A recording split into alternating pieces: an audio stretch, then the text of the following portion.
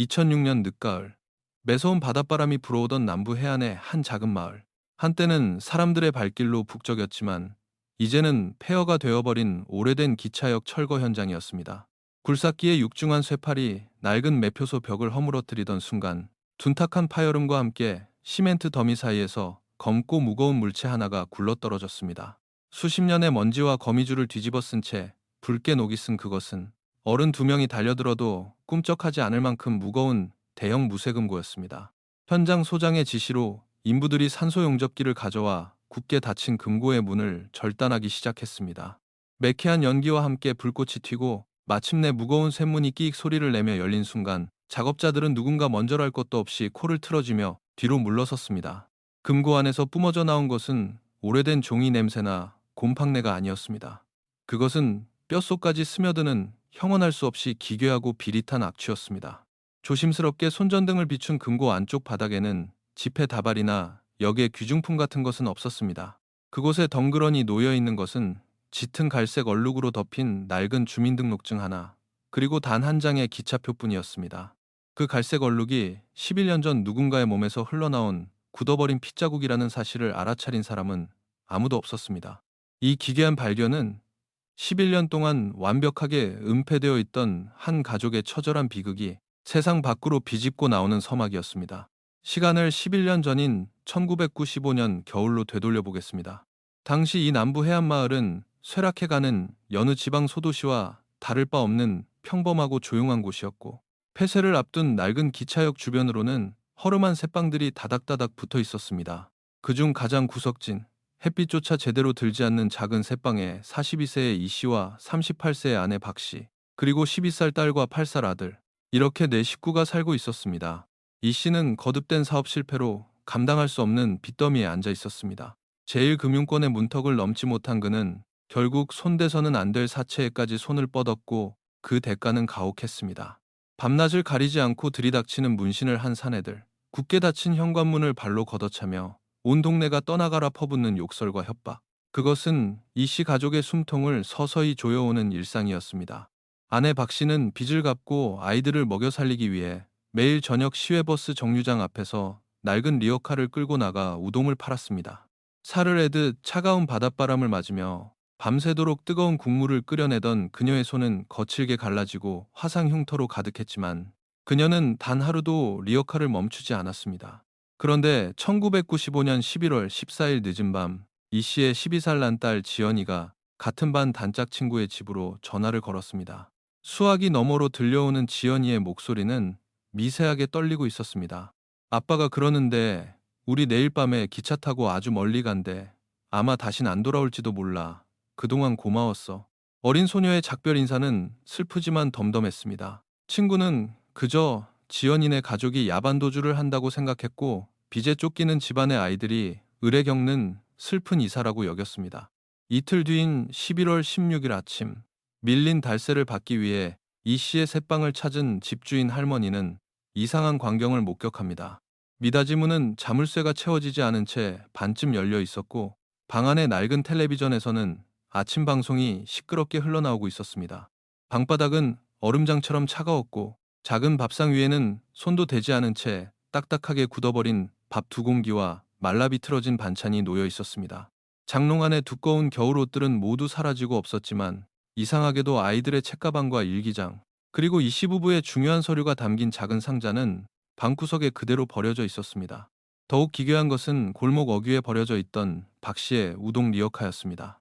리어카 위에는 먹다 남은 우동 그릇들이 어지럽게 널려 있었고 육수를 끓이던 큰 솥은 불이 꺼진 채 바닥까지 검게 타들어가 매캐한 냄새를 풍기고 있었습니다. 단돈 100원이라도 아끼기 위해 밤을 새우던 억척스러운 엄마 박 씨가 자신의 전 재산이자 생명줄과도 같은 리어카를 이렇게 참혹한 상태로 내버려두고 떠났다는 것은 도무지 이해할 수 없는 일이었습니다. 신고를 받고 출동한 파출소 순경들의 태도는 무심했습니다. 빚에 쪼들리던 가족이 가재도구를 버려둔 채 밤사이에 도망치는 이른바 야반도주는 당시 변두리 마을에서 흔하디 흔한 일이었습니다. 옷까지 다 챙겨서 도망갔네. 사채업자들한테 시달리다 못해 몸만 쏙 빠져나간 겁니다. 텔레비전 켜놓고 밥상 차려놓은 것도 다 위장하려고 그런 거예요. 경찰은 현장을 대수롭지 않게 둘러보고는 이내 철수해버렸습니다. 며칠 뒤 소식을 듣고 시골에서 올라온 박 씨의 남동생은 빈방에 주저앉아 잠시 눈물을 훔쳤지만 곧장 방 안에 남아있던 돈이 될 만한 가전제품들을 챙겨 트럭에 싣고 떠나버렸습니다.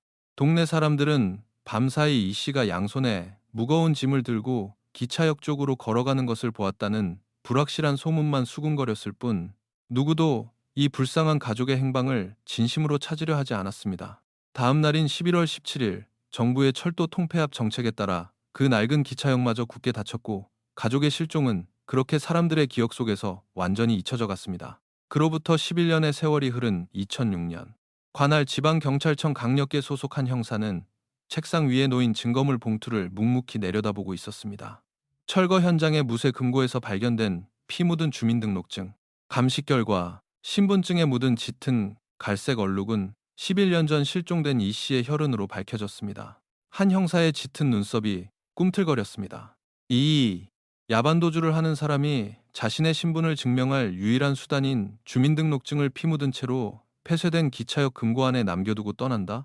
그것은 어떤 논리로도 설명되지 않는 모순이었습니다. 게다가 금고에서 함께 발견된 단 한 장의 기차표는 더욱 기이했습니다. 표에 찍힌 발권 일시는 1995년 11월 16일 밤 11시 50분. 하지만 11년 전 사건 기록에 따르면 이 씨 가족이 사라진 것은 15일 밤에서 16일 새벽 사이였고 기차역은 이미 15일 저녁을 마지막으로 여객 업무를 중단한 상태였습니다. 더군다나 그 표에는 개찰구에서 역무원이 찍어주는 검표 펀치 자국이 없었습니다. 즉, 이 표는 발권만 되었을 뿐 아무도 이 표를 들고 기차에 오르지 않았다는 뜻이었습니다. 한 형사는 금고 바닥에서 발견된 낡은 수첩 하나를 더 꺼내 들었습니다. 가족의 것이 아닌 당시 기차역 역무원들이 교대로 작성하던 낡은 근무 일지였습니다. 맨 마지막 페이지는 누군가 급하게 찢어낸 듯 절반이 뜯겨나가 있었고 남아있는 끄트머리에는 붉은색 볼펜으로 휘갈겨 쓴 한 줄의 문장이 희미하게 남아 있었습니다. 그놈이 알아버렸다. 등골을 서늘하게 만드는 이 짧은 문장은 한 형사의 직감을 강하게 자극했습니다. 이것은 단순한 채무 도피 사건이 아니다. 11년 전 그 추운 겨울밤, 이 조용한 마을에서 4명의 목숨이 사라진 끔찍한 살인 사건이 벌어진 것이다. 한 형사는 겹겹이 쌓인 먼지를 털어내고 11년 전의 그날 밤으로 다시 걸어 들어가기로 결심했습니다.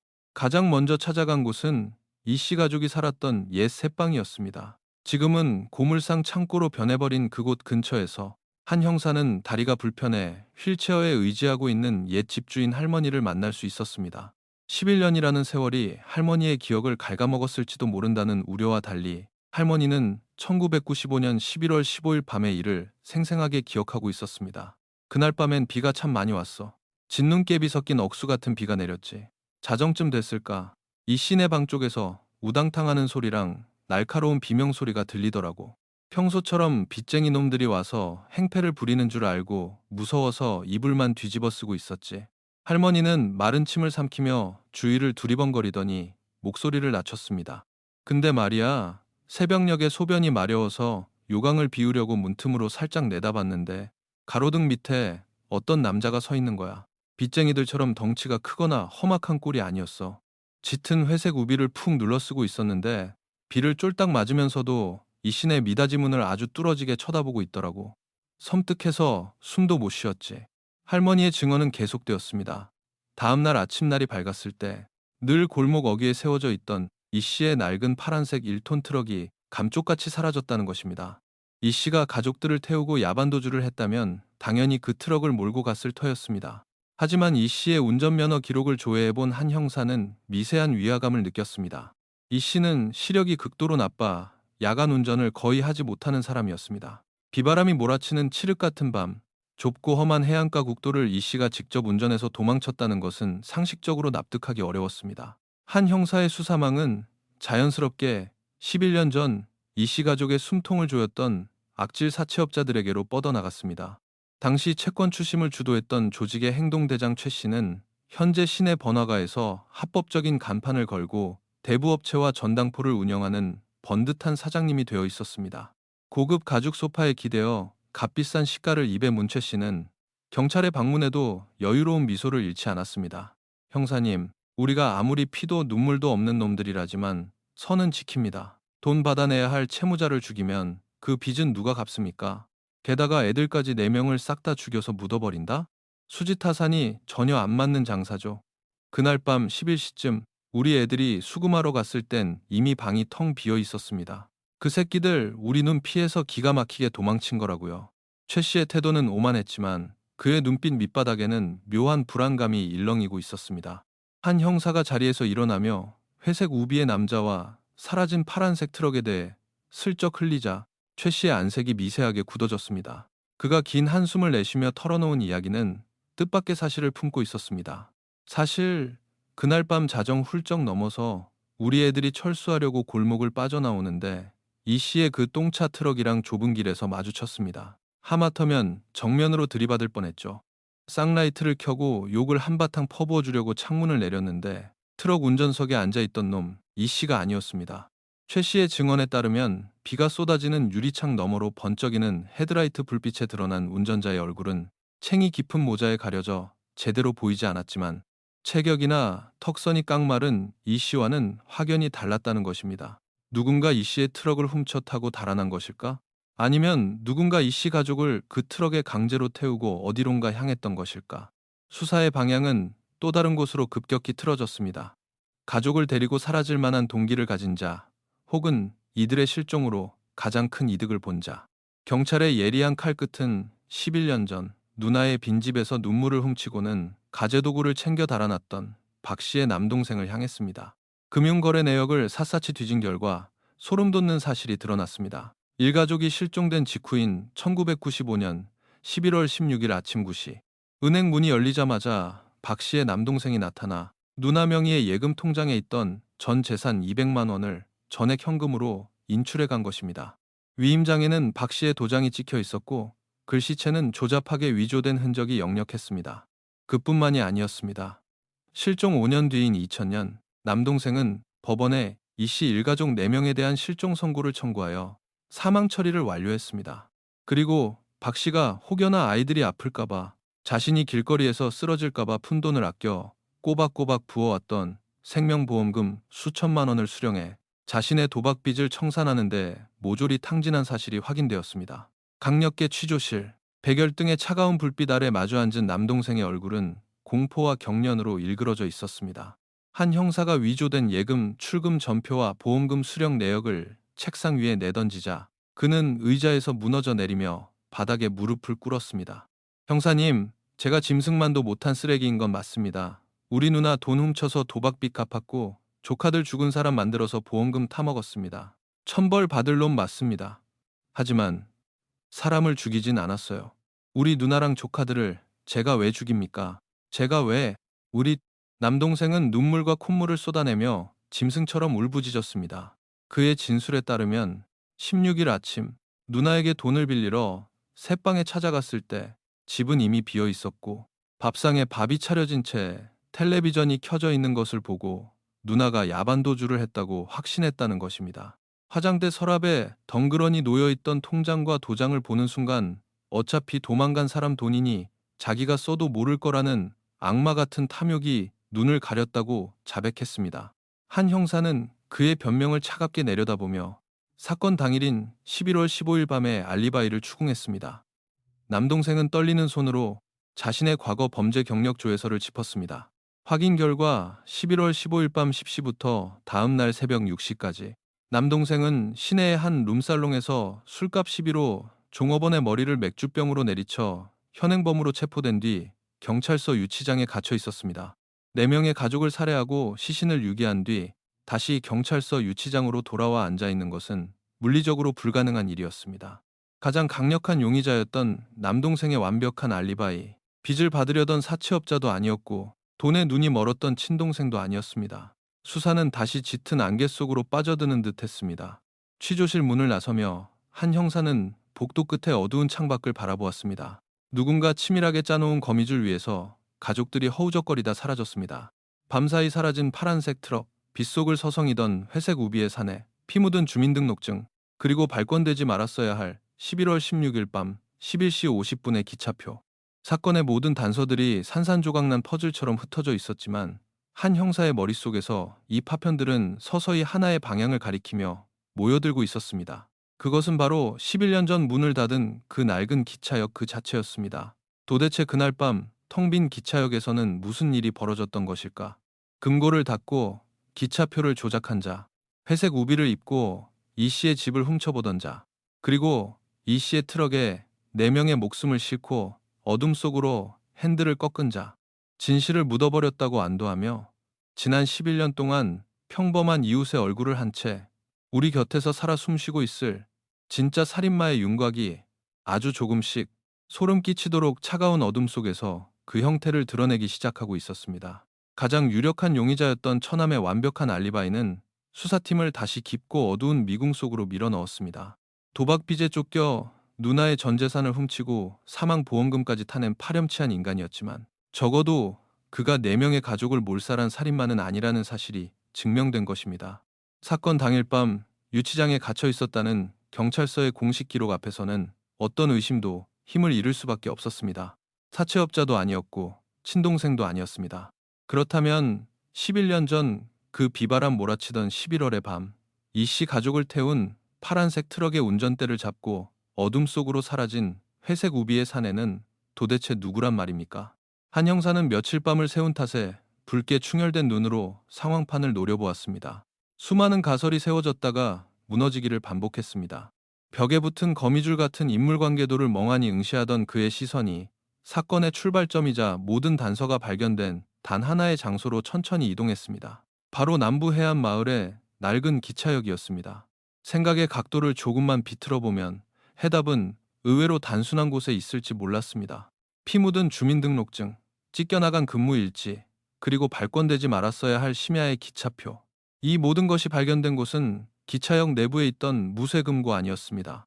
그 무겁고 튼튼한 금고를 열고 닫을 수 있었던 사람, 폐쇄 직전에 어수선한 기차역 내부를 제 집처럼 드나들 수 있었던 사람. 범인은 처음부터 기차역 안에 있었던 것은 아닐까. 수사팀은 즉각 1995년 11월 당시 해당 기차역에서 근무했던 직원들의 명단을 확보했습니다. 작은 시골역이었기에 야간 교대 근무자는 단 3명뿐이었습니다. 정년을 앞두고 있던 나이 지긋한 김역장, 매표와 회계장부를 담당하던 30대의 정매표원, 그리고 역내 시설물 수리를 도맡아 하던 오기사. 한 형사는 이 3사람의 11년치 행적을 샅샅이 뒤지기 시작했습니다. 그리고 그 과정에서 수사관들의 등골을 오싹하게 만드는 기이한 기록 하나를 발견하게 됩니다.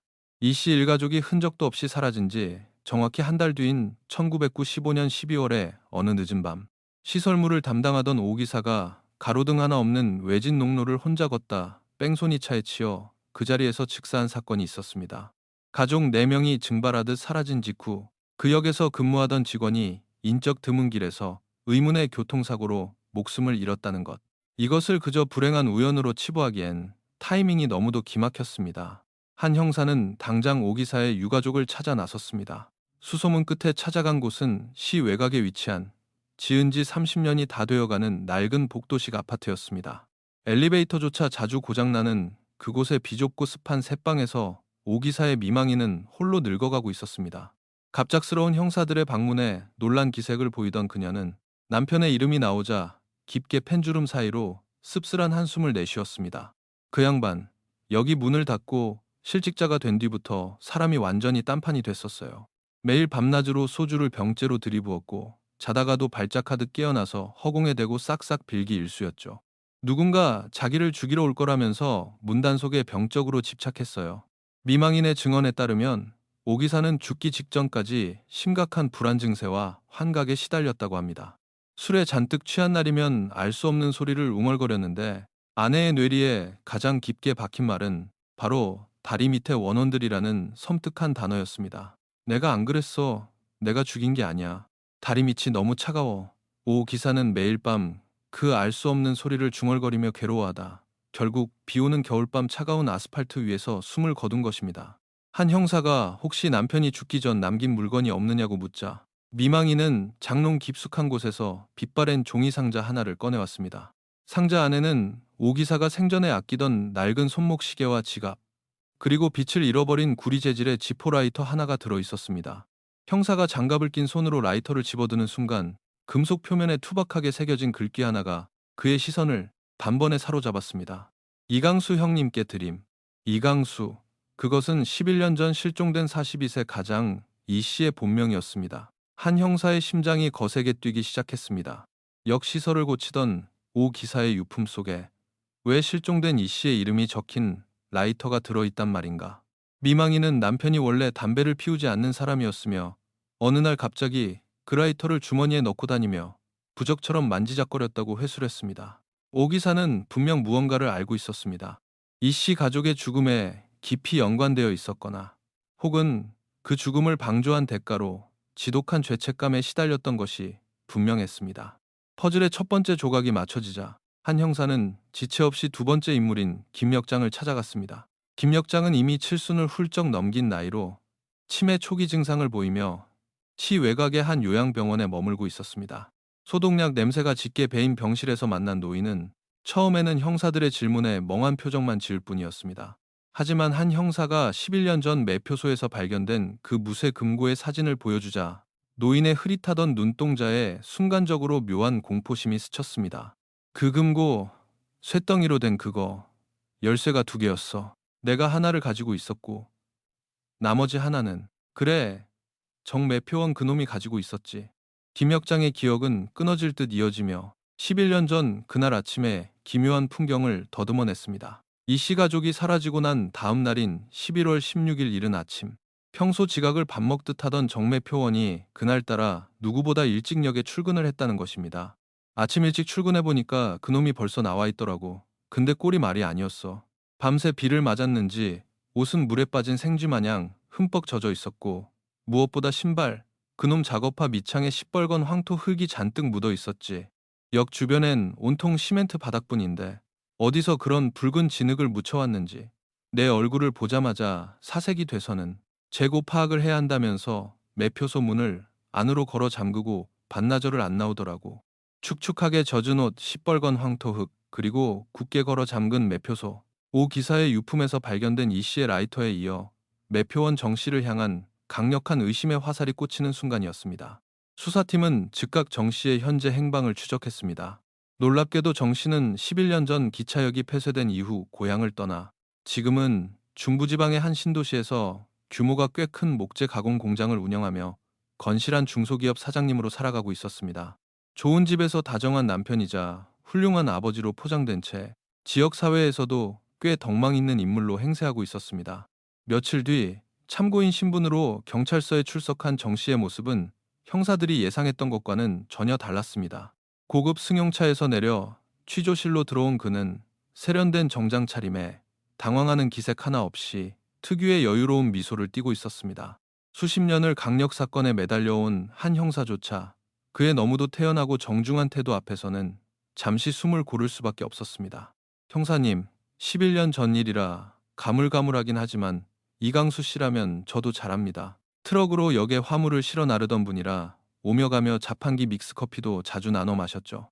성실한 분이었는데 가족들 데리고 야반 도주를 했다니 참 안타깝게 생각하고 있었습니다.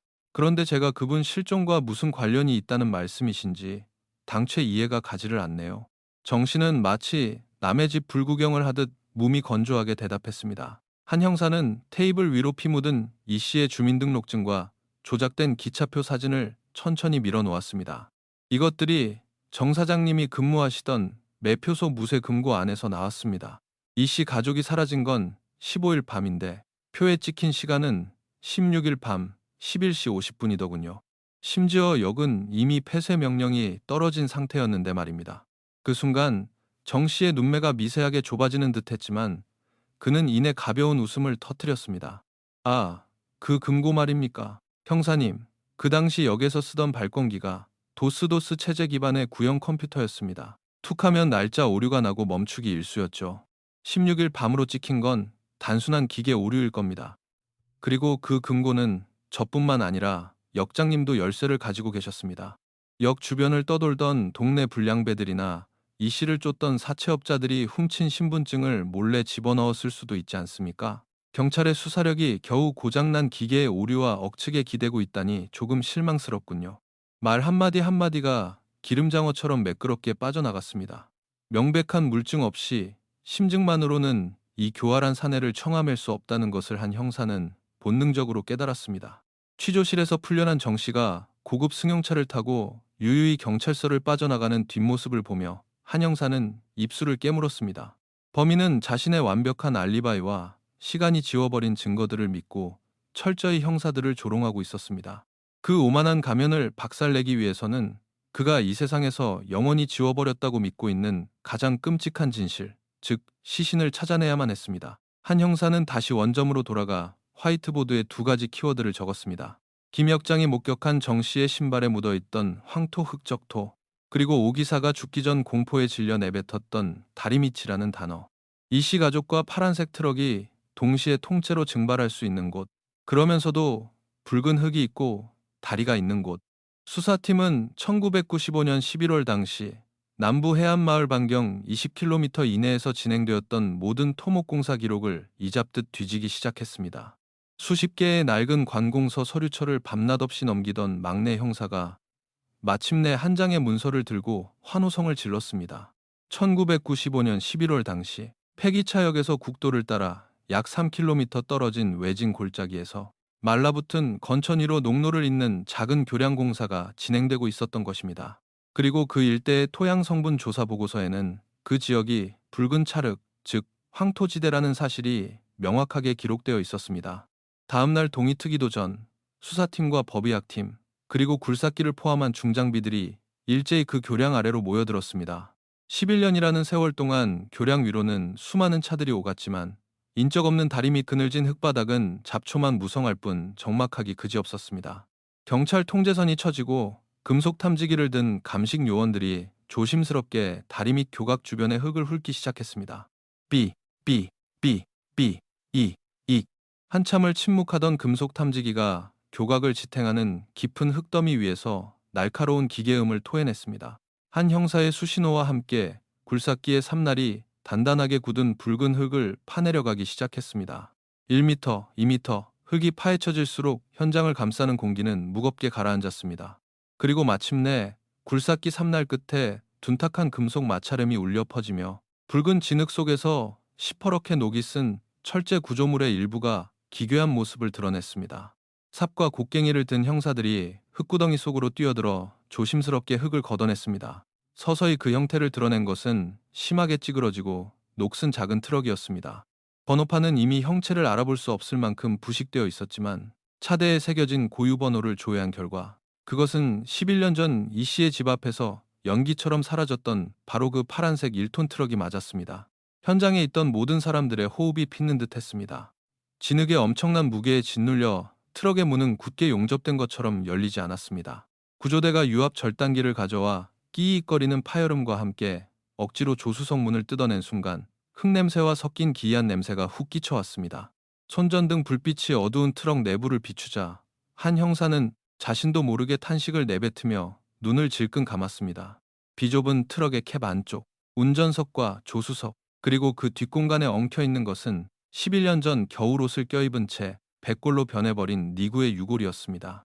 운전석 쪽으로 상체를 숙인 채 굳어버린 성인의 유골, 조수석에서 두 명의 작은 아이들을 품에 안은 채 웅크리고 있는 또 다른 성인의 유골, 그리고 흙투성이가 된 채 굴러다니는 여자아이가 쥐고 있었을 작은 헝겊 인형 하나.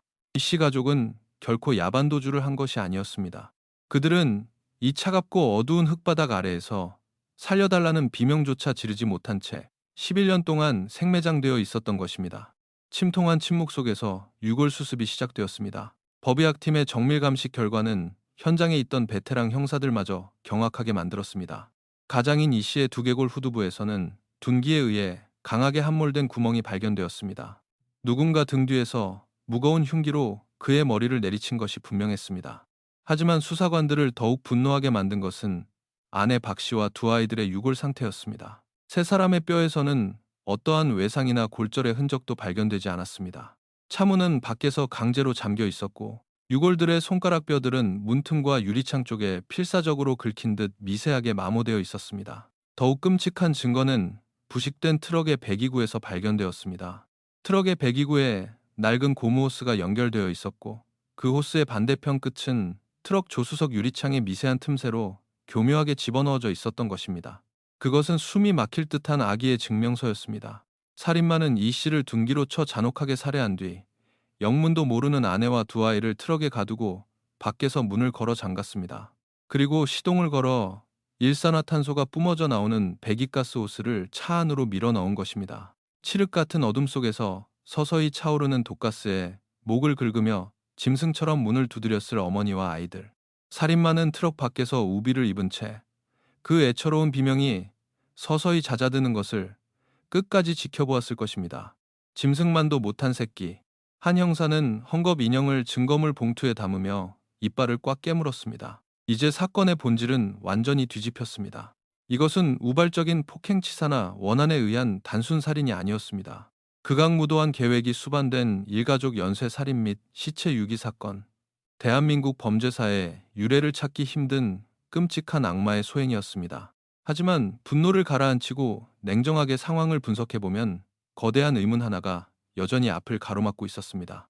살인마가 일가족을 트럭 안에서 살해했다 쳐도 대체 어떻게 1톤이 넘는 트럭을 깊은 다리 교각 아래 구덩이에 통째로 밀어넣고 그 위에 수톤의 흙을 덮을 수 있었을까?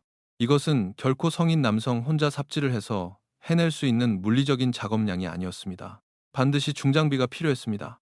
현장에 세워져 있던 포크레인 같은 굴삭기를 직접 운전할 줄 아는 사람이어야만 이 끔찍한 매장 작업을 하룻밤새에 흔적 없이 끝마칠 수 있었습니다. 수사팀은 즉각 용의선상에 올라있는 정매 표원의 과거 이력을 미친 듯이 파고들었습니다. 그리고 얼마 지나지 않아 병무청 기록에서 소름 끼치도록 딱 들어맞는 단서 하나를 찾아냅니다.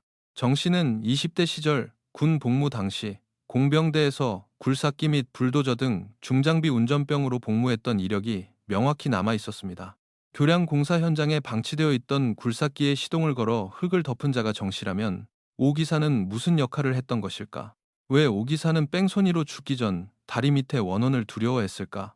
한 형사는 오 기사가 끔찍한 살인에 가담하지는 않았더라도 시신과 트럭을 유기하는 과정에서 정 씨의 협박이나 회유에 못 이겨 범행을 도운 종범이었을 거라 확신했습니다. 이제 남은 것은 단 하나, 범행의 동기였습니다. 기차역 매표소 직원이었던 정 씨가 왜 하필 가난한 트럭 운전수 이 씨의 일가족을 이토록 잔인하게 몰살해야만 했을까? 둘 사이의 원한이나 치정 관계는 전혀 발견되지 않았습니다. 그렇다면 남은 것은 결국 돈이었습니다. 수사팀은 기차역 금고에서 발견된 찢어진 근무일지의 마지막 페이지, 그놈이 알아버렸다라고 적혀있던 그 문장의 앞뒤 맥락을 찾기 위해 국립과학수사연구원에 문서 감정을 의뢰했습니다. 감식관들은 찢겨나간 종이의 바로 뒷장 표면에 미세하게 눌린 펜 자국에 특수 조명을 비추고 3D 스캐너로 흔적을 복원해냈습니다. 며칠간의 끈질긴 복원 작업 끝에 종이 위에 꾹꾹 눌러 쓴 소름 끼치는 내용이 모니터 위로 서서히 떠올랐습니다. 이강수, 그 새끼가 원본 장부를 훔쳐갔다. 내일 밤까지 2천만 원을 주지 않으면 본청 감사실에 장부를 넘기겠다고 협박한다. 죽여버려야겠다. 한 형사는 책상을 주먹으로 내리쳤습니다. 11년 전에 그 낡은 기차역은 비리의 온상이었습니다. 수사팀이 철도청의 과거회계 감사 자료를 압수수색하여 분석한 결과 1993년부터 1995년 사이 해당 역에서 취급하던 화물 운송 수익금 중 수억 원에 달하는 돈이 서류 조작을 통해 감쪽같이 빼돌려진 사실이 드러났습니다. 역의 매표와 회계를 전담했던 정 씨, 그리고 그가 조작한 서류를 묵인하고 시설 수리비를 부풀려 청구하도록 도운 오 기사가 결탁한 조직적인 횡령이었습니다. 퍼즐 조각들이 소름 끼치는 굉음을 내며 하나로 맞춰지기 시작했습니다. 이 씨는 매일 역으로 화물을 실어 나르며 짐을 부리던 성실한 트럭 운전수였습니다. 사체 빚에 쫓겨 하루하루 피가 마르던 이 씨는 어느 날 우연히 매표소 사무실에서 정 씨와 오 기사가 빼돌린 이중 장부의 원본을 발견하게 된 것입니다. 벼랑 끝에 몰려있던 이 씨의 눈에 그것은 악마의 동아줄처럼 보였을 것입니다. 이 씨는 그 장부를 훔쳐내어 정 씨에게 2천만 원, 딱 자신의 빚을 갚고 야반도주할 수 있는 액수만을 요구하며 그를 협박했습니다. 그날 밤 12살 딸 지연이가 친구에게 전화를 걸어 내일 기차를 타고 멀리 간다고 말했던 것은 바로 다음날 밤 정 씨로부터 2천만 원을 받아 빚을 청산하고 고향을 떠나 새 출발을 하겠다는 아버지 이 씨의 헛된 희망이 빚어낸 비극적인 작별 인사였던 것입니다. 하지만 이 씨는 정 씨가 얼마나 교활하고 잔인한 포식자인지 알지 못했습니다.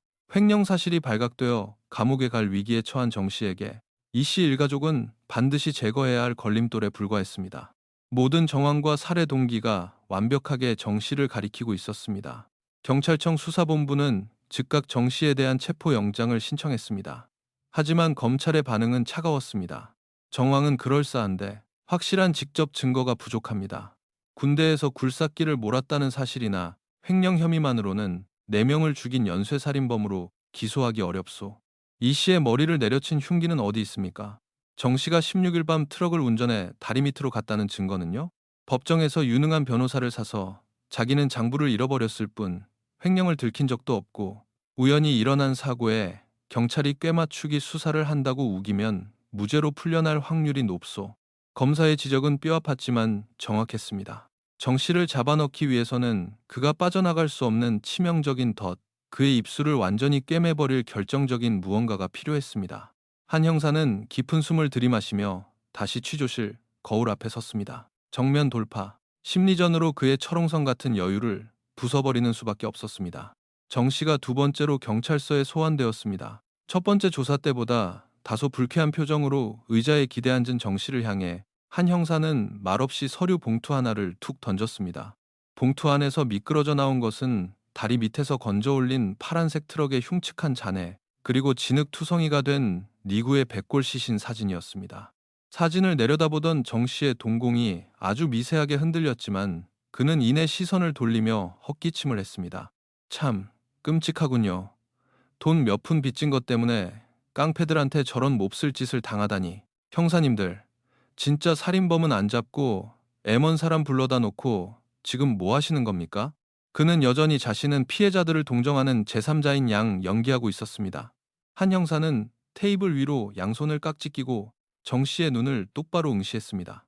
정 사장님, 11년 전 11월 15일 밤부터 16일 새벽 사이 당신 어디서 뭘 하고 있었습니까? 정 씨의 입꼬리가 살짝 올라갔습니다. 그는 마치 이 질문이 나오기를 기다렸다는 듯 안주머니에서 낡은 지갑을 꺼내더니 빛바랜 신용카드 전표 영수증 복사본 하나를 탁자 위에 올려놓았습니다. 11년이나 지난 영수증을 복사까지 해서 보관하고 있다는 것 자체가 소름 끼치는 치밀함이었습니다. 제가 이래 꼼꼼한 성격이라 세금 정산했던 서류를 다 모아둡니다. 보세요. 11월 16일 새벽 1시 10분. 제가 기차역에서 차로 10km나 떨어진 시내 외곽의 편의점에서 소주와 담배를 산 결제 내역입니다. 저는 그날 밤 일찍 퇴근해서 친구들과 술을 마시다 혼자 편의점에 들러 술을 더 사서 집에 들어갔습니다. 내가 10km 밖에서 술을 사고 있었는데 어떻게 역에서 이 씨를 만나 죽이고 다리 밑에 트럭을 묻을 수 있겠습니까? 새벽 1시 10분, 10km 밖의 편의점. 완벽하게 준비된 알리바이 문서 앞에서 취조실의 공기는 차갑게 얼어붙는 듯 했습니다. 정 씨는 승리자의 미소를 지으며 자리에서 일어날 채비를 했습니다. 그러나 한 형사는 미동조차 하지 않았습니다. 오히려 그의 입가에 서늘하고 비릿한 미소가 번졌습니다. 한 형사는 자신의 수첩에서 작고 투명한 지퍼백 하나를 꺼내 정 씨의 눈앞으로 천천히 밀어주었습니다. 그 안에는 무쇠 금고에서 피 묻은 신분증과 함께 발견되었던 단 한 장의 구형 기차표가 들어 있었습니다. 정 사장님, 당신 말씀대로 당신이 새벽 1시에 10km 밖에서 술을 마시고 있었다 칩시다. 한 형사의 묵직한 목소리가 취조실의 정막을 날카롭게 갈랐습니다. 그럼 당신이 철통같이 자물쇠를 채워두고 퇴근했다는 그 매표소 안에서 밤 11시 50분에 당신의 고유 아이디로 로그인해서 이 기차표를 발권한 유령은 대체 누구란 말입니까? 정 씨의 핏기가 가시며 여유롭던 표정이 서서히 무너지기 시작했습니다. 이 완벽해 보이던 알리바이, 영수증과 금고 속 기차표 사이에 좁힐 수 없는 시간의 못은 그 치명적인 균열 사이로 11년 동안 숨죽이고 있던 살인마의 검은 그림자가 마침내 그 실체를 드러내기 일보 직전이었습니다. 하지만 아무도 알지 못했습니다. 저 기차표에 찍힌 시간 뒤에 상상조차 할 수 없는 더 끔찍한 진실이 숨어 있다는 것을 말입니다. 정 씨의 완벽해 보이던 알리바이를 단숨에 무너뜨린 것은 다름 아닌 그가 11년 전 직접 관리했던 매표소의 낡은 무쇠 금고 속 기차표 한 장이었습니다. 새벽 1시 10분, 역에서 10km나 떨어진 시 외곽의 편의점에서 소주를 샀다는 명확한 결제, 영수증. 만약 그 영수증이 진실이라면 11월 16일 밤 11시 50분, 굳게 문이 잠긴 매표소 안에서 정 씨의 고유 아이디로 발권된 그 기차표는 도대체 누가 뽑았다는 말입니까? 취조실의 차가운 백열등 아래 줄곧 여유로운 미소를 띠고 있던 정 씨의 안면 근육이 처음으로 미세하게 떨렸습니다. 그는 마른 침을 삼키며 시선을 피했고 이내 기계의 오류일 뿐이라며 목소리를 높였습니다. 하지만 한 형사는 이미 그 변명조차 예상하고 있었습니다. 수사팀은 정 씨를 소환하기 전 1995년 당시 철도청에서 사용하던 구형 도스도스 체제 발권기에 시스템 구조를 완벽하게 해체하고 분석해둔 상태였습니다. 국립과학수사연구원과 디지털 포렌식 전문가들의 끈질긴 감식 결과 그 기차표에는 정 씨조차 미처 알지 못했던 치명적인 진실이 숨어 있었습니다. 당시 발권기에서 출력되는 기차표의 하단에는 육안으로는 의미를 알 수 없는 검은색 바코드가 함께 인쇄되었습니다. 표면에 찍힌 11월 16일 밤 11시 50분이라는 시간은 작업자가 키보드를 조작해 수동으로 날짜와 시간을 뒤로 돌려 출력할 수 있었습니다. 정 씨의 말대로 기계적 오류나 조작이 개입될 여지가 있었던 것이죠. 하지만 시스템 내부의 메인보드 시계와 연동되어 바코드에 암호화되어 찍히는 실제 출력 시간은 작업자가 임의로 건드릴 수 없는 영역이었습니다. 전문가들이 바코드의 암호를 해독해낸 결과는 충격적이었습니다. 이 기차표가 기계에서 스르륵 빠져나온 진짜 시간, 그것은 16일 밤 11시 50분이 아니었습니다. 그런 바로 다음 날인 1995년 11월 17일 이른 아침이었습니다. 게다가 이 표는 승객에게 판매하기 위해 발권된 일반 승차권이 아니라 직원이 시스템을 점검할 때 사용하는 시험 발권용 테스트 프린트 표였습니다. 퍼즐의 조각들이 서서히 제자리를 찾아가며 11년 전 11월 17일 아침 그 낡은 기차역 매표소 안에서 벌어졌던 일들이 눈앞에 펼쳐지듯 선명해지기 시작했습니다. 11월 17일 아침은 정부의 지시에 따라 본청 감사관들이 기차역의 폐쇄 조치와 함께 회계 장부를 압수하기 위해 기습적으로 들이닥친 날이었습니다. 전날 밤 끔찍한 살인을 저지르고 시신과 트럭을 다리 밑에 묻고 돌아온 정 씨는 뜬 눈으로 밤을 지새웠을 것입니다. 이 씨의 머리를 내리칠 때 피가 튀어 자신의 옷에 묻어버린 이 씨의 주민등록증, 그리고 이 씨가 훔쳐갔다가 살해당한 뒤 다시 빼앗은 횡령 이중 장부에 찢어진 페이지. 정 씨는 날이 밝으면 이 증거물들을 소각장이나 야산에 버려 영원히 인멸할 계획이었을 겁니다. 그래서 그는 다음 날 아침 바지 밑단이 젖고 신발에 시뻘건 황토흙이 잔뜩 묻은 것도 모른 채 허겁지겁역으로 출근했습니다. 하지만 그의 계획은 예상치 못한 변수를 맞닥뜨리게 됩니다. 출근하자마자 본청에서 감사관들이 들이닥쳤고 역의 모든 서류와 비품을 통제하기 시작한 것입니다. 당황한 정 씨는 피 묻은 신분증과 장부 쪼가리를 들고 밖으로 나갈 수가 없었습니다. 감사관들의 눈을 피해 그는 매표소 문을 안으로 걸어 잠갔습니다. 그리고 자신이 가진 열쇠로 열 수 있는 가장 안전하고 은밀한 공간, 그 무겁고 거대한 무쇠 금고 안에 증거물들을 쑤셔 넣었습니다. 하지만 정 씨는 한 가지 더 위장막을 쳐야만 했습니다.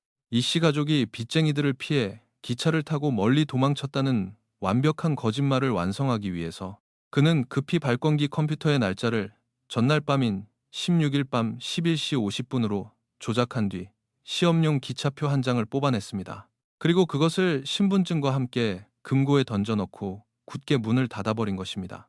상황이 진정되면 밤에 몰래 와서 금고를 열고 증거물들을 없앨 생각이었습니다. 그러나 바로 그날 오후 기차역은 완전히 폐쇄되었고 출입문에는 두꺼운 용접과 함께 출입 통제선이 쳐졌습니다. 정 씨조차 다시는 그 금고에 접근할 수 없게 된 것입니다. 그가 파놓은 거짓말의 무덤이 역설적으로 11년 동안 완벽하게 보존된 타임캡슐이 되어버린 순간이었습니다. 취조실에 앉은 정 씨의 이마에 식은땀이 맺히기 시작했습니다. 한 형사는 바코드 분석 결과가 담긴 국과수 감정서를 정 씨의 눈앞에 펼쳐 보였습니다. 11월 17일 아침 감사관들이 들이닥쳤을 때 매표소 문을 잠그고 안에 있던 사람은 정 사장님, 당신 혼자뿐이었습니다. 김 역장님의 증언도 일치하더군요. 당신의 신발에 묻어있던 그 붉은 황토흙, 그 흙은 이 씨 가족의 트럭이 생매장되어 있던 다리 밑 교각의 흙 성분과 100% 일치했습니다. 정 씨의 호흡이 거칠어졌습니다. 하지만 그는 아직 포기하지 않았습니다. 변호사를 부르겠다며 으름장을 놓았고 여전히 묵비권을 행사하며 버티기에 들어갔습니다. 정 씨가 입을 다물자 수사팀은 또 다른 연결고리 시설 담당 오기사에게로 다시 시선을 돌렸습니다. 정 씨가 살인과 유기의 주범이라면 매일 밤 술에 취해 다리 밑에 원혼을 두려워했던 오 기사는 분명 그날 밤 다리 밑 현장에 함께 있었던 종범이었습니다. 한 형사는 다시 시 외곽의 복도식 아파트로 향해 오 기사의 미망인을 만났습니다. 남편이 쓰던 물건 중 혹시 신발이나 작업복이 남아있는지 묻자 미망인은 베란다 구석에 곰팡이가 쓸어가는 비닐봉지 하나를 가리켰습니다. 그 안에는 오 기사가 생전에 신었던 밑창에 쇠징이 박힌 낡은 안전화 한 켤레가 들어 있었습니다. 감식반이 안전화의 밑창 틈새에 굳어있는 미세한 흙먼지를 채취해 분석했습니다. 결과는 한치의 오차도 없는 일치였습니다. 다리 밑 교각의 붉은 황토 흙이 오 기사의 신발에서도 검출된 것입니다. 이로써 11년 전 11월 15일 밤 정 씨와 오 기사가 함께 이 씨 가족의 시신과 트럭을 유기했다는 물리적인 증거가 확보되었습니다. 그러나 수사팀은 여기서 멈출 수 없었습니다. 오 기사의 행적을 쫓던 한 형사의 머릿속을 끊임없이 괴롭히는 거대한 의문. 왜 오 기사는 이 씨 가족이 사라진 지 불과 한 달 만에 인적 드문 농로에서 뺑소니 차에 치여 죽어야만 했을까? 기차역 비리와 살인이라는 거대한 비밀을 공유한 공범. 하지만 죄책감을 이기지 못하고 매일 술에 취해 헛소리를 짓거리던 남자. 만약 정 씨의 입장에서 본다면 오 기사는 언제 터질지 모르는 시한폭탄과도 같았을 것입니다. 한 형사는 1995년 12월에 발생했던 오 기사 뺑소니 사망 사건의 기록을 전부 창고에서 끄집어냈습니다. 당시 사건 현장인 외진 농로에는 가로등도 변변한 목격자도 없었습니다. 남은 것이라곤 도로 위에 떨어져 있던 은색 세단 자동차에 깨진 방향지시 등 플라스틱 조각뿐이었습니다. 경찰은 일대 정비소를 뒤졌지만 범인을 찾지 못하고 미제 사건으로 종결해버렸습니다. 한 형사는 11년 전 수사팀이 놓쳤을지도 모르는 사각지대를 파고들었습니다. 만약 범인이 사람을 쳤다면 정상적인 카센터나 공식 정비소에 차를 맡길 리가 없었습니다. 분명 기록이 남지 않는 무허가 불법 정비소, 이른바 야매 정비소를 찾았을 것입니다. 수사팀은 남부 해안마을과 시 외곽 일대에서 90년대 중반에 암암리에 운영되었던 무허가 판금 도색 공장들을 이잡듯 탐문하기 시작했습니다.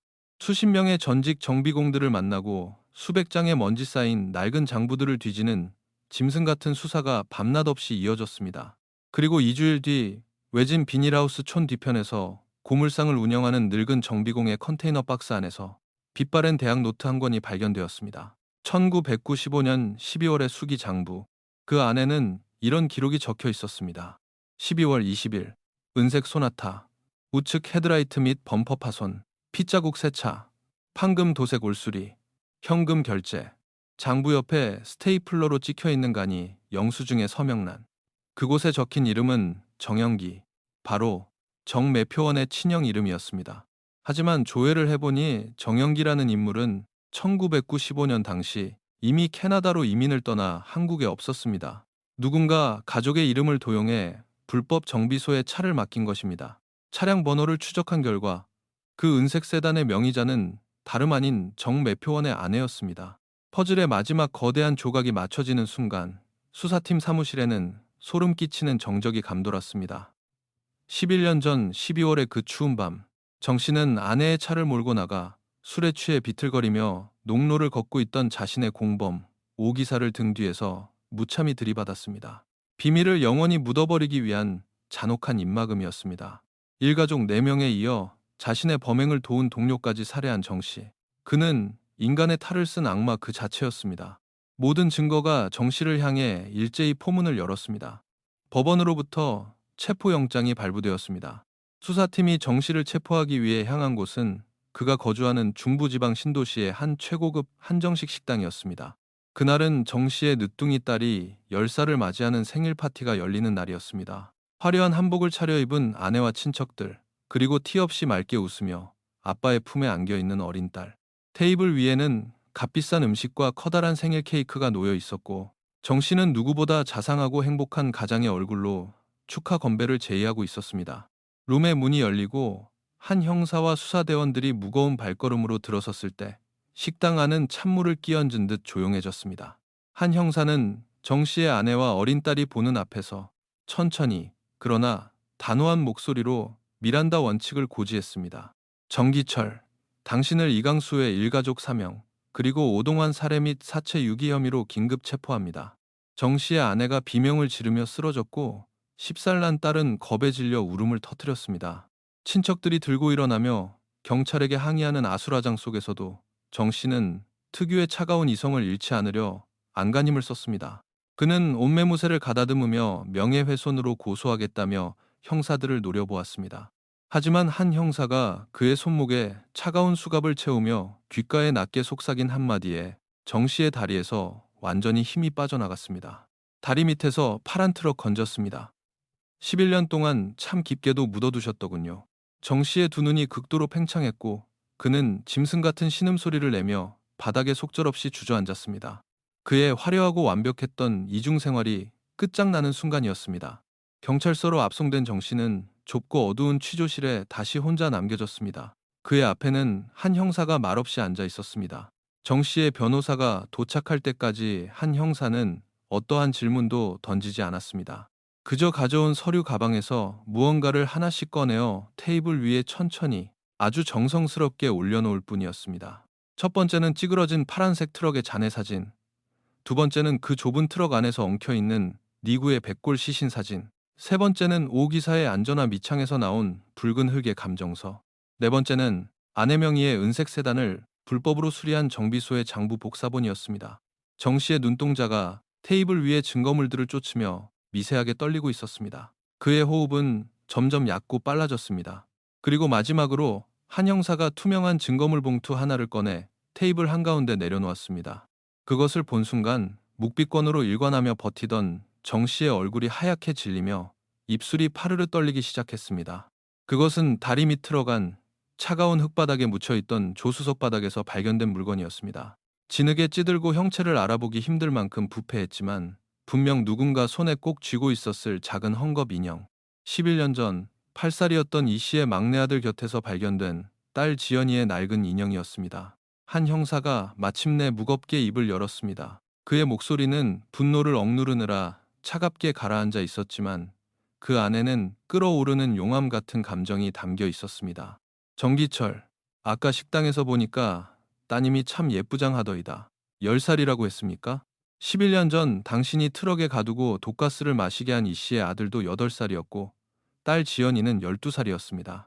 한 형사는 테이블 위로 몸을 숙여 정 씨의 눈을 똑바로 응시했습니다.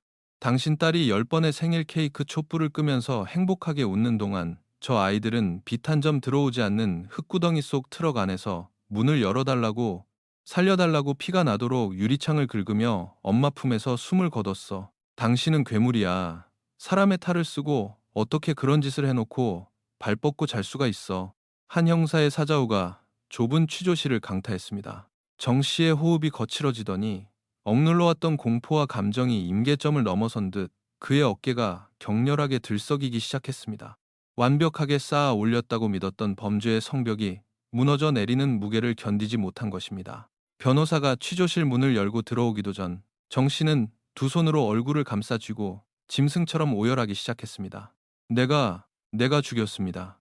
내가 다 죽였습니다. 11년의 침묵을 깨고 터져 나온 자백. 취조실 밖에서 스피커를 통해 그 소리를 듣고 있던 수사관들조차 등골을 타고 흐르는 전율을 느꼈습니다. 정 씨의 떨리는 입술을 통해 1995년 11월 15일 그 지옥 같았던 밤의 진실이 하나둘 베일을 벗기 시작했습니다. 그날 밤 정 씨는 이 씨에게 횡령 장부의 원본과 2천만 원을 교환하자며 그를 인적 끊긴 기차역으로 불러냈습니다. 밖에는 겨울을 재촉하는 차가운 진눈깨비가 내리고 있었습니다. 역 구내의 어두운 자재 창고 안 이 씨가 품속에서 장부를 꺼내 건네고 정 씨가 준비한 가짜 돈 봉투를 받아 내용물을 확인하려 고개를 숙인 바로 그 순간이었습니다. 등 뒤에 숨어있던 정 씨가 철도 레일을 고정할 때 쓰는 무거운 쇠망치 타이템퍼용 망치를 들어 이 씨의 뒤통수를 잇는 힘껏 내리쳤습니다. 둔탁한 파열음과 함께 이 씨는 비명 한 번 지르지 못하고 차가운 시멘트 바닥에 쓰러졌습니다. 이 씨가 쓰러지면서 그의 품속에 있던 피 묻은 주민등록증이 바닥에 떨어졌고 정 씨는 허겁지겁 장부와 신분증을 주머니에 쑤셔 넣었습니다. 그리고 시신의 처리를 오기사에게 맡긴 뒤 정 씨는 이 씨의 옷에서 꺼낸 트럭 열쇠를 쥐고 이 씨의 집으로 향했습니다. 진눈깨비를 맞으며 이 씨의 허름한 새방에 도착한 정 씨. 문을 두드리자 불안에 떨고 있던 아내 박 씨가 문을 열었습니다. 정 씨는 평소 이 씨와 커피를 나눠 마시며 친분이 있던 착하고 성실한 기차역 직원의 얼굴을 하고 있었습니다. 재수 씨, 강수영 님이 돈은 무사히 받아서 역에 숨겨뒀습니다. 빚쟁이들이 눈치채기 전에 빨리 제 트럭을 타고 역으로 오시랍니다. 제가 역까지 안전하게 모셔다 드리겠습니다. 남편의 친구가 건넨 그 따뜻한 거짓말. 벼랑 끝에 서 있던 박 씨에게 그 말은 구원의 밧줄과도 같았습니다. 박 씨는 잠든 두 아이를 깨워 서둘러 옷을 입혔고 아이들은 영문도 모른 채 비몽사몽간에 낡은 파란색 트럭에 올랐습니다. 도망친다는 사실을 위장하기 위해 방 안에 불을 켜두고 밥상도 그대로 둔 채였습니다. 정 씨는 트럭의 운전대를 잡고 칠흑 같은 어둠 속으로 차를 몰았습니다. 뒷좌석에는 박 씨와 두 아이가 서로를 부둥켜 안고 떨고 있었습니다. 그러나 트럭이 향한 곳은 남편이 기다리는 기차역이 아니었습니다. 가로등 하나 없는 외진 국도를 달려 차가 멈춰선 곳은 깊은 웅덩이가 파여있는 다리 및 교각 공사 현장이었습니다. 여기가 역 뒷길입니다. 잠시만 차 안에서 기다리시면 형님을 모셔오겠습니다. 빚쟁이들이 주변에 있을지 모르니 절대 문을 열면 안 됩니다. 트럭에서 내린 정 씨는 밖에서 조수석과 운전석의 문을 잠갔습니다. 당시 이 씨의 구형 트럭은 밖에서 열쇠로 잠그면 안에서는 문을 열 수 없는 구조였습니다. 그리고 정 씨는 미리 준비해둔 긴 고무 호스를 꺼냈습니다. 한쪽 끝을 트럭의 배기구에 단단히 테이프로 고정하고 반대쪽 끝을 조수석 창문에 미세한 틈새로 밀어 넣었습니다. 그리고 무표정한 얼굴로 트럭의 시동을 걸었습니다. 부릉 하는 엔진 소리와 함께 치명적인 일산화탄소가 좁은 트럭의 캡 안으로 빠른 속도로 스며들기 시작했습니다. 취조실 의자에 앉은 정 씨는 당시의 끔찍했던 상황을 회상하며 숨을 헐떡였습니다. 처음엔 매연 냄새를 맡고 놀란 아줌마가 문을 열려고 손잡이를 당기며 소리를 질렀습니다. 하지만 문은 열리지 않았죠. 살려달라고, 우리 애들만이라도 제발 살려달라고 유리창을 미친 듯이 두드렸습니다. 정 씨는 비가 내리는 어둠 속에서 우비를 입은 채 트럭 안에서 죽어가는 세 사람을 차갑게 지켜보았습니다. 독가스가 차오를수록 아이들의 기침 소리가 잦아들었고 어머니 박 씨의 손짓도 점차 힘을 잃어갔습니다. 그리고 정 씨의 입에서 흘러나온 마지막 묘사는 취조실 안의 모든 형사들이 주먹을 쥐고 몸을 떨게 만들 만큼 잔혹하고 슬펐습니다. 차창에 허연김이 서려 있었는데 안에서 숨이 막혀 헐떡이던 큰 여자애가 유리에 찰싹 달라붙어서는 손가락으로 동그라미를 그리더군요. 살려달라는 뜻이었는지 숨통을 틔우려 했는지는 모르겠지만 그 동그라미를 다 그리지 못하고 창문 밑으로 미끄러져 내려갔습니다. 그러고는 얼마 안 가 차 안이 조용해졌습니다. 딸 지연이가 차가운 유리창에 그렸던 마지막 동그라미. 그것은 12살 어린 소녀가 세상에 남긴 마지막 구조 요청이자 가장 잔혹한 죽음의 기록이었습니다. 숨이 끊어진 것을 확인한 정 씨는 뒤이어 이 씨의 시신을 싣고 온 오기사와 합류했습니다. 정 씨는 공사 현장에 세워져 있던 굴삭기의 유리를 깨고 시동을 걸었습니다. 군대 시절의 경험을 살려 그는 능숙하게 굴삭기를 조종해 일가족 4명의 시신이 실린 트럭을 깊은 교각 및 구덩이로 밀어 넣었습니다. 그리고 수톤의 붉은 황토 흙을 퍼부어 그 위를 평평하게 덮어버렸습니다. 비바람이 몰아치던 그날 밤, 세상에서 가장 잔인한 매장 작업은 그렇게 끝이 났습니다. 모든 자백을 쏟아낸 정 씨는 책상에 엎드려 가쁜 숨을 몰아쉬었습니다. 퍼즐은 완벽하게 맞춰졌고 살인마의 끔찍한 민낯이 온천하에 드러났습니다. 11년 전 자행된 탐욕과 악의의 결과물이 마침내 수사 기록이라는 문서로 정리되는 순간이었습니다. 하지만 한 형사는 아직 펜을 놓지 않았습니다. 자백과 정황 증거, 시신과 유류품이 확보되었지만 기소의 방점을 찍고 재판에서 법리적 다툼의 여지를 완전히 없애기 위해서는 살해에 사용된 확실한 직접 흉기가 필요했습니다. 이 씨의 두개골을 함몰시킨 그 무거운 쇠망치는 도대체 어디에 있는가? 정기철, 시신을 유기한 과정은 다 들었어. 그럼 이강수 씨를 내리쳤던 그 망치, 그건 대체 어디다 숨겼지? 다리 밑을 샅샅이 뒤졌지만 흉기는 나오지 않았어.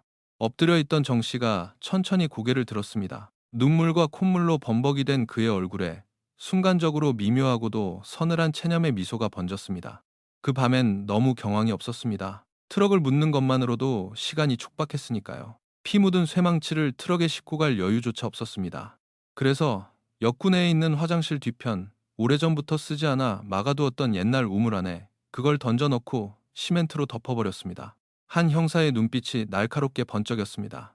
11년 동안 어둠 속에 묻혀있던 비극의 무대, 모든 악몽이 시작되었던 바로 그 낡은 기차역. 수사팀이 금고를 찾아내고 주변을 샅샅이 수색했다고 믿었던 바로 그곳에 범인의 지문과 피해자의 핏자국을 품은 가장 결정적인 단서가 아직 숨죽이고 있었던 것입니다. 한 형사는 의자를 박차고 일어났습니다. 창밖으로는 어느새 붉은 여명이 밝아오고 있었습니다. 이제 이 길고 끔찍했던 11년간의 미제 사건을 완벽하게 끝맺을 마지막 문을 열 시간이었습니다. 수사팀 전원에게 기차역 폐허로의 긴급 출동 명령이 떨어졌습니다. 무전기를 거머쥔 한 형사의 발걸음이 취조실을 나서며 복도를 울렸습니다. 과연 11년의 세월을 견딘 낡은 우물 밑바닥에서 그들은 진실의 마침표를 찍어줄 녹슨 흉기를 찾아낼 수 있을까요? 새벽의 푸스름한 여명이 남부 해안의 낡은 기차역 폐허 위로 차갑게 내려앉고 있었습니다. 한 형사를 비롯한 수사팀과 감식반을 태운 차량들이 요란한 사이렌 소리도 내지 않은 채 조용히 그러나 무서운 속도로 현장에 들이닥쳤습니다. 철거가 중단되어 흉물스럽게 뼈대만 남은 기차역 뒤편, 11년 전 화장실로 쓰이던 건물 뒤쪽의 무성한 잡초 더미 사이에는 둥근 시멘트 뚜껑으로 굳게 덮인 옛 우물의 흔적이 남아 있었습니다. 한 형사의 수신호에 따라 인부들이 무거운 쇠지렛대를 지렛대 삼아 시멘트 뚜껑을 들어 올렸습니다. 11년 동안 갇혀있던 썩은 물과 짙은 메탄가스의 냄새가 훅 끼쳐 올라왔습니다. 곧바로 대형 양수기가 동원되어 우물 바닥에 고인 검은 진흙과 오수를 퍼올리기 시작했습니다. 2시간 남짓 이어진 숨막히는 작업 끝에 우물 바닥이 서서히 그 형태를 드러냈습니다. 방진복을 입은 감식 요원이 도르래를 타고 깊고 어두운 우물 밑바닥으로 내려갔습니다. 무전기를 쥔 한 형사의 손에 땀이 배어날 즈음 감식 요원의 외침이 정막을 깼습니다. 찾았습니다. 흉기로 추정되는 물건입니다. 도르래를 통해 조심스럽게 끌어올려진 투명한 증거물 봉투 안에는 짙은 진흙과 붉은 녹으로 뒤덮인 묵직한 쇠망치 하나가 들어 있었습니다. 철도 레일의 침목을 고정할 때 사용하는 성인 남성도 한 손으로 휘두르기 버거울 만큼 무겁고 단단한 선로 보수용 해머였습니다. 비록 11년이라는 긴 세월 동안 썩은 물속에 잠겨 있었지만 국립과학수사연구원의 첨단 정밀 감식은 흉기에 남아있는 미세한 단백질 흔적을 놓치지 않았습니다. 망치의 타격면 미세한 틈새에서 굳어있던 혈흔의 DNA는 트럭 안에서 백골로 발견된 가장 이씨의 것과 정확히 일치했습니다. 범인의 자백을 법정에서 완벽하게 뒷받침할 빠져나갈 수 없는 마지막 직접 증거가 마침내 세상의 빛을 보는 순간이었습니다. 수백 페이지에 달하는 방대한 수사 기록이 하나로 묶였습니다. 다리 밑에서 인양된 파란색 트럭과 내구의 유골, 흉기인 쇠망치, 오기사의 신발에서 나온 황토흙, 아내 명의의 차량을 불법 도색한 정비소 장부, 기차역의 횡령과 비리를 입증하는 철도청 감사자료, 그리고 이 모든 비극을 봉인하고 있던 무쇠, 금고 속에 11월 17일자, 시험 발권용, 기차표까지 한치의 오차도 없는 논리적 연결고리가 살인마 정 씨를 완벽하게 포위했습니다. 사건이 검찰로 송치되고 언론을 통해 폐기차역 일가족 매장 사건의 전말이 세상에 알려지자 대한민국 전체가 충격과 분노에 휩싸였습니다. 평범한 이웃의 얼굴을 한 채 무려 11년 동안이나 건실한 사업가로 신분을 세탁하고 살아온 악마의 실체에 사람들은 경악했습니다. 며칠 뒤 비가 추적추적 내리는 날 아침, 낡은 기차역과 다리 밑 교각 현장에서 범행을 재구성하는 현장 검증이 열렸습니다. 폴리스라인 밖으로는 이른 아침부터 수백 명의 주민들과 옛 이웃들이 우산도 쓰지 않은 채 몰려들었습니다. 파란색 포승줄에 묶인 채 검은 모자와 마스크를 푹 눌러쓴 정 씨가 호송차에서 내리자 억눌려 있던 군중의 분노가 활화산처럼 터져 나왔습니다. 날계란과 흙이 날아들었고 귀를 찢는 듯한 욕설과 통곡 소리가 현장을 뒤덮었습니다. 정 씨는 고개를 푹 숙인 채 11년 전 자신이 저질렀던 끔찍한 죄악의 궤적을 묵묵히 재현했습니다. 마네킹의 뒤통수를 쇠망치로 내리치는 시축을 할 때도 그의 얼굴에는 아무런 감정의 동요가 없어 보였습니다. 하지만 현장 검증이 이 씨가 살던 허름한 새빵 앞 골목으로 이어졌을 때 예기치 못한 돌발 상황이 발생했습니다. 정 씨가 남편의 친구를 가장하여 아내 박 씨와 두 아이를 트럭으로 유인하는 장면을 재현하려던 참이었습니다. 경찰의 통제선을 뚫고 백발이 성성한 할머니 한 분이 절규하며 뛰쳐나왔습니다.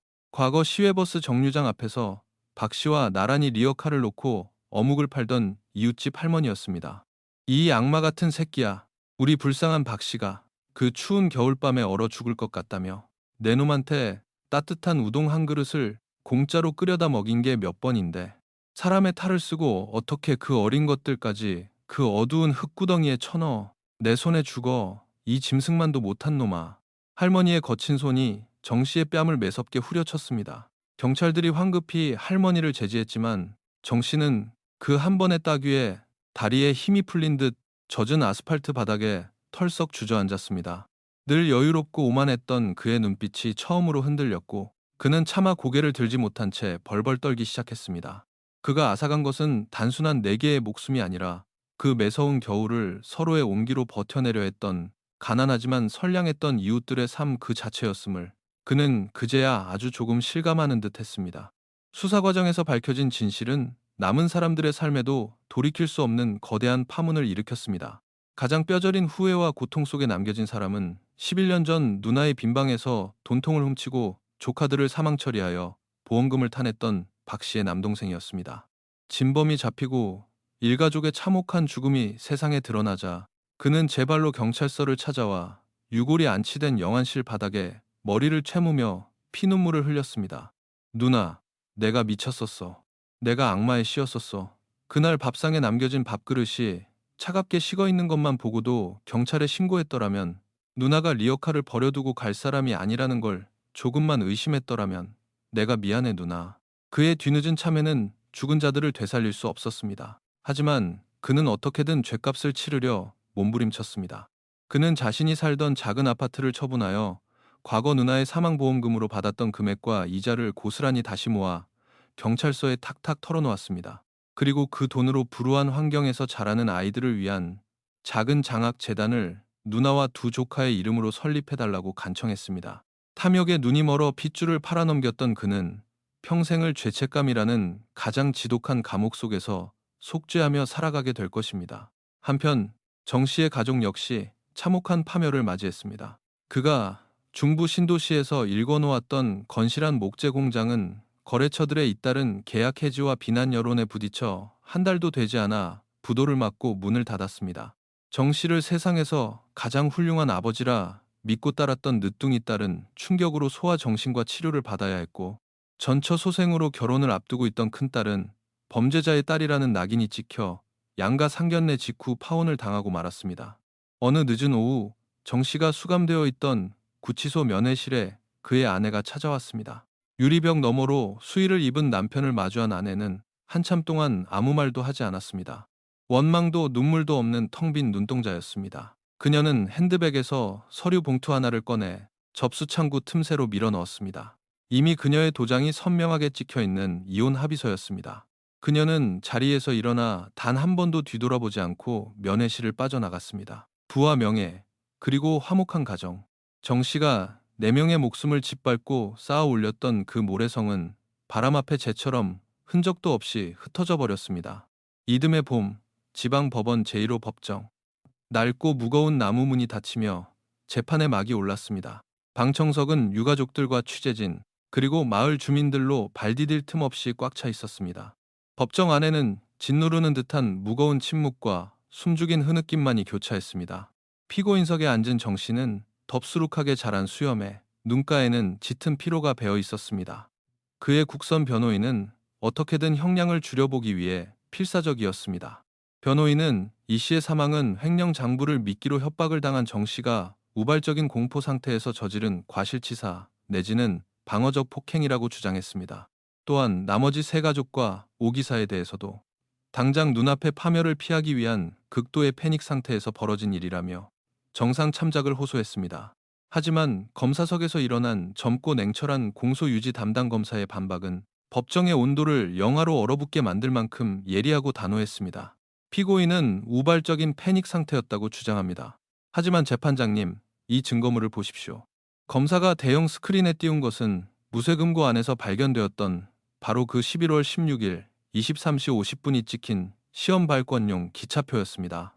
피고인은 4명의 목숨을 트럭에 가두고 독가스를 주입한 뒤 흙으로 생매장했습니다. 그리고 날이 밝자 기차역으로 출근하여 범행을 은폐할 목적으로 발권기 컴퓨터의 시간을 어젯밤으로 조작해 이 기차표를 뽑았습니다. 피해자들이 기차를 타고 도망친 것처럼 완벽한 시나리오를 짜고 현장을 조작하려 한 것입니다. 이것이 극도의 패닉 상태에 빠진 우발적 범죄자의 행동입니까? 검사의 목소리가 법정에 묵직하게 울려 퍼졌습니다. 피고인은 단지 자신이 빼돌린 횡령금을 지키고 안락한 삶을 유지하기 위해 자신을 형님이라 부르던 동료를 살해했습니다. 그리고 아무것도 모른 채 트럭에 올라탄 어머니와 8살, 12살 난 어린아이들이 밀폐된 공간에서 숨통이 막혀 죽어가는 과정을 밖에서 끝까지 지켜보았습니다. 이 사건에는 어떠한 참작의 여지도 없습니다. 이것은 인간이 가질 수 있는 가장 이기적이고 차가운 지능이 만들어낸 지옥 같은 연쇄살인일 뿐입니다. 검사는 잠시 말을 멈추고 방청석 맨 앞줄에 놓인 피해자들의 영정사진을 바라보았습니다. 본 검사는 사람의 생명을 자신의 탐욕을 위한 도구로 전락시킨 피고인 정기철에게 법정 최고형인 사형을 구형합니다. 그 순간 방청석 곳곳에서 참았던 오열이 터져 나왔습니다. 재판이 끝날 무렵 최후 진술을 위해 마이크 앞에 선 정 씨는 한참 동안 입술을 달싹이다 고개를 떨구었습니다. 죽을 죄를 지었습니다. 모기만 한 목소리가 법정에 흩어졌지만 그 사과를 진심으로 받아들이는 사람은 아무도 없었습니다. 한 달 뒤 열린 선고 공판. 재판장은 안경을 치켜올리며 길고 무거운 판결문을 읽어 내려갔습니다. 피고인은 자신의 범행을 은폐하기 위해 일가족 4명과 동료까지 무참히 살해하고 사체를 유기하였으며 11년이라는 장기간 동안 신분을 위장하고 아무런 죄책감 없이 살아왔다. 그 수법이 이루 말할 수 없이 잔혹하고 치밀하며 피해자들의 유가족과 사회에 미친 충격과 고통을 고려할 때 피고인을 사회로부터 영구히 격리하는 것이 마땅하다. 재판장의 묵직한 선언이 이어졌습니다. 주문, 피고인 정기철을 사형에 처한다. 탕탕탕, 법정의 나무망치 소리가 3번 울려 퍼졌습니다. 비록 사형 집행이 사실상 중단된 국가였지만 그것은 피고인에게 단 한 줌의 자비도 허락하지 않겠다는 사법부의 준엄한 심판이자 상징적인 영구격리 선고였습니다. 교도관들에게 양팔이 붙들려 법정을 빠져나가는 정 씨의 뒷모습 위로 11년 동안 맺혀있던 피해자 유족들의 한맺힌 통곡 소리가 쏟아져 내렸습니다. 모든 재판이 끝나고 며칠 뒤 남부 해안마을을 내려다보는 양지바른 상기특의 작은 납골당. 무려 11년이라는 세월이 흐른 뒤에야 이 씨 일가족 4명은 흙구덩이를 벗어나 한 줌의 따뜻한 재가 되어 이곳에 나란히 안치되었습니다. 납골당 앞에는 사복 차림의 한 형사가 말없이 서 있었습니다. 그는 유리문 너머로 환하게 웃고 있는 이 씨와 박 씨, 그리고 두 아이의 낡은 가족 사진을 물끄러미 바라보았습니다. 한 형사는 품에서 작은 상자 하나를 꺼내 납골당 앞에 조심스럽게 놓았습니다. 상자 안에는 12살 지연이를 위한 예쁜 머리핀, 8살 아들을 위한 장난감 미니카, 그리고 박 씨가 생전에 그토록 아꼈던 우동 리어카의 정교한 모형이 들어 있었습니다. 한 형사는 지갑에서 꼬깃꼬깃해진 종이 한 장을 꺼냈습니다. 사건의 방향을 완전히 바꿔놓았던 11월 16일 23시 50분이 찍힌 복사본 기차표였습니다. 그는 라이터를 켜서 그 표의 끝자락에 불을 붙였습니다. 푸른 연기가 피어오르며 종이는 순식간에 재가 되어 흩어졌습니다. 11년이나 연착된 기차였네요. 이제 표검사는 끝났으니 따뜻하고 좋은 곳으로 떠나십시오. 한 형사의 조용한 읊조림이 바람을 타고 산등성이를 넘어갔습니다. 그가 돌아서는 등 뒤로 늦은 봄의 따뜻한 햇살이 납골당의 유리문을 조용히 비추고 있었습니다. 시간은 무심히도 흘러 일상을 덮었습니다. 흉물스럽게 방치되었던 낡은 기차역은 결국 굴삭기와 불도저에 의해 완전히 산산조각나며 철거되었습니다. 무쇠 금고가 놓여있던 매표소 자리도, 피 묻은 흉기가 숨겨져 있던 우물 자리도 모두 반듯하게 밀려나가고 그 위로는 새로운 아파트 단지를 짓기 위한 기초공사가 한창이었습니다. 일가족이 매장되었던 다리 및 교각 역시 튼튼한 시멘트로 보강되어 덤프트럭들이 굉음을 내며 쉴 새 없이 오갔습니다. 어느 날 오후 다리 밑에서 굴삭기 작업을 돕던 젊은 인부 하나가 붉은 황토흙을 파내던 중 발밑에서 반짝이는 무언가를 발견했습니다. 허리를 굽혀 주워든 것은 작은 유리구슬이었습니다. 오랜 시간 흙 속에 묻혀 있었지만 옷자락에 쓱쓱 문지르자 이내 투명한 빛을 되찾았습니다. 11년 전 그 추운 트럭 안에서 8살 남자아이가 주머니 속에 꽉 쥐고 있었을지도 모를 그 작은 구슬. 인부는 그것이 어떤 끔찍한 비극의 현장에 남겨진 흔적인지 알 턱이 없었습니다. 그는 그저 구슬을 햇빛에 비추어 보며 씩 웃더니 저녁에 퇴근하면 자기 아들에게 줘야겠다며 작업복 주머니에 툭 집어넣었습니다. 세상은 그렇게 거대한 비극의 흔적 위에서도 아무 일 없었다는 듯 또 다른 삶의 톱니바퀴를 굴려가고 있었습니다. 남부 해안마을의 오래된 골목길도 예전의 평온을 되찾은 듯 보였습니다. 시장 사람들은 다시 리어카를 끌고 나와 장사를 했고 버스 정류장 앞은 퇴근하는 사람들로 북적였습니다. 하지만 동네 사람들은 약속이라도 한 듯 과거 박 씨가 우동을 팔던 그 정류장 모퉁이 빈자리만은 무언가에 홀린 것처럼 피해 다녔습니다. 그들은 이제 알고 있었습니다. 괴물은 뿌리 달린 형상으로 나타나지 않는다는 것을. 그 지옥 같았던 11년 전 겨울밤, 이웃의 절망에 조금만 더 귀를 기울였더라면, 차갑게 식은 밥상을 보며 의심의 끈을 놓지 않았더라면, 적어도 이웃의 탈을 쓴 악마가 그토록 오랜 시간 자신들 곁에서 숨쉬도록 내버려 두지는 않았을 것이라는 뼈아픈 자책이 골목 구석구석에 짙은 그림자처럼 배어 있었습니다. 침묵과 무관심 역시 때로는 가장 잔인한 공범이 될 수 있다는 사실을 낡은 동네는 뼈저리게 배우게 된 것입니다. 경찰서 강력계 사무실. 한 형사는 책상 위에 산더미처럼 쌓여있던 서류 다발을 정리해 두꺼운 종이 상자 안에 챙겨 넣었습니다. 상자 겉면에는 매직으로 굵게 쓰인 글씨가 적혀 있었습니다. 1995년 폐기차역 일가족 매장 사건 종결. 그는 그 무거운 상자를 들고 문서 보관실로 걸어가 철제 캐비닛에 가장 깊숙한 칸에 밀어넣고 묵직한 문을 닫았습니다. 사무실 창밖으로 노을이 지고 퇴근길의 붉은 후미등이 끝없이 이어지는 도로를 내려다보며 한 형사는 깊은 숨을 내쉬었습니다. 기억 속 깊은 곳에서 차가운 흙바닥 아래 잠들어 있던 4명의 숨소리와 그들이 끝내 타지 못했던 밤기차의 기적 소리가 귓가를 맴도는 듯했습니다. 경제적 위기와 가난이 평범한 가장의 목을 조르던 시절, 사채업자들의 협박보다 더 무서웠던 것은 선량한 이웃의 미소 뒤에 숨어있던 인간의 끝없는 탐욕이었습니다. 완전 범죄를 꿈꾸며 모든 것을 깊은 흙구덩이 속으로 묻어버렸다고 믿었던 살인마. 하지만 그는 단 하나, 절대 통제할 수 없는 것을 간과했습니다. 단 한 번도 검표되지 않은 채 무쇠 금고 속에 갇혀있던 낡은 기차표 한 장. 범인이 살기 위해 만들어낸 그 거짓의 증표는 결국 시간의 흐름 속에서 썩지 않고 남아 범인의 목을 겨누는 가장 날카로운 비수가 되었습니다. 인간의 눈을 속이고 세상의 기억을 지울 수는 있어도 시간이라는 이름의 가장 엄격하고 고독한 판사 앞에서는 어떤 거짓말도 영원할 수 없음을 이 사건은 소리 없이 증명하고 있었습니다. 오늘 저희가 준비한 이야기는 여기까지입니다. 11년이라는 긴 침묵을 깨고 마침내 세상 밖으로 드러난 슬프고도 잔혹한 진실. 지금 이 순간에도 우리가 무심코 지나치는 평범한 일상의 이면에는 누군가의 간절한 외침이 차가운 흙바닥 아래에 묻혀 있을지도 모릅니다. 부디 그 소리 없는 외침들이 시간의 심판을 통해 언젠가 반드시 빛을 볼 수 있기를 바라며 긴 이야기 마치겠습니다. 편안한 밤 보내시길 바랍니다.